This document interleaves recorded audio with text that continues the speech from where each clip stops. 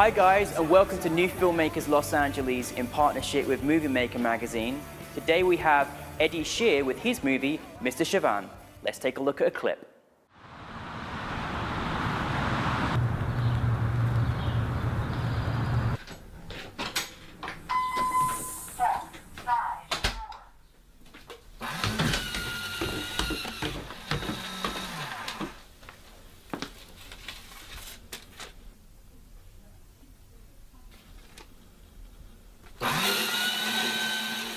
Eddie, it's wonderful to have you here.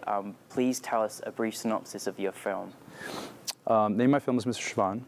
It's the story, it's about a relationship between a home care health aide to an elder man who's homebound and he has dementia and other illnesses. The home care health aide is essentially a very young Vietnamese girl, and Mr. Chavan, the older fellow, is of Indian descent.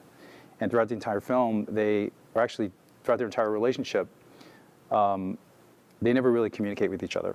There's obviously communication and cultural differences between the two of them, but he is who he is and she is who she is. And during this particular story, the home care health aide, her name is Amber, she discovers that she has a pretty significant life-changing event in her life, and she feels very alone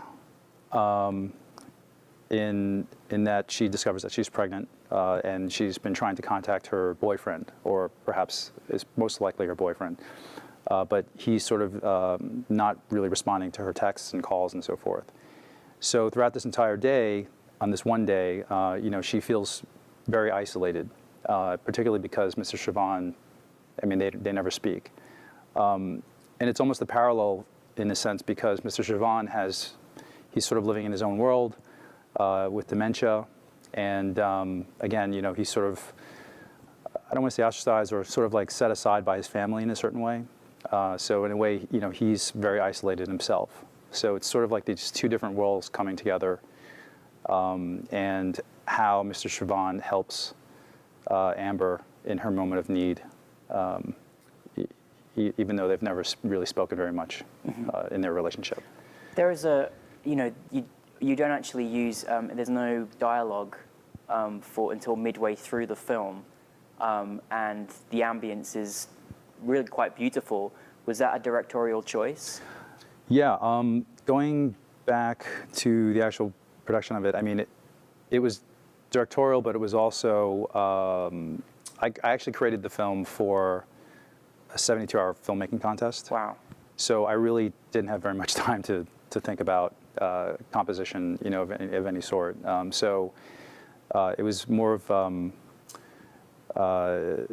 in a way it's directorial, I guess, because I knew going in that I really didn't need a lot of dialogue. So I really wanted to emphasize the sounds, of just ambient, the environment and so forth. And also, when we shot the film, again, it was within a span of 6 hours or less. And, we started about, I think, 4 in the morning. Wow. And literally each shot that's in the film is pretty linear, so it starts from 4 a.m. in the morning and goes all the way to, about 11 or 12 o'clock. So, Eddie, you made this film in 72 hours. I have to ask, what was your biggest challenge? Finishing. Yeah, of course, right? Yeah. So, it's a fantastic contest.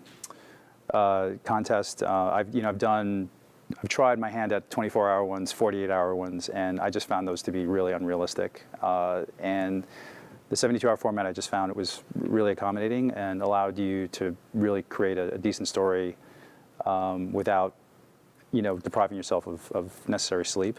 So, we're granted the theme on a Friday night at 8, and we're to upload it by Monday night at 8. Wow. So, yeah. What's it feel to have a film that you say you made in 72 hours be selected for the New Filmmakers Los Angeles? Oh, it's fantastic. First of all, it's a great film festival. I'm proud to be an alum of the New Filmmakers. And I think from when my first film in screening here, we were originally at Gower Studios, and that was already a very impressive venue with regards to the amount of the audience, the size of the audience, and how engaged everybody was. And to see it in a new venue, a year or two later, is really it's really nice to see, because it's a great organization, great festival, and I'm really honored to be here. So this is your second film, Eddie, here? Yeah, it's be my second film. Yeah. New Filmmakers alum, I tell you, it's fantastic, excellent.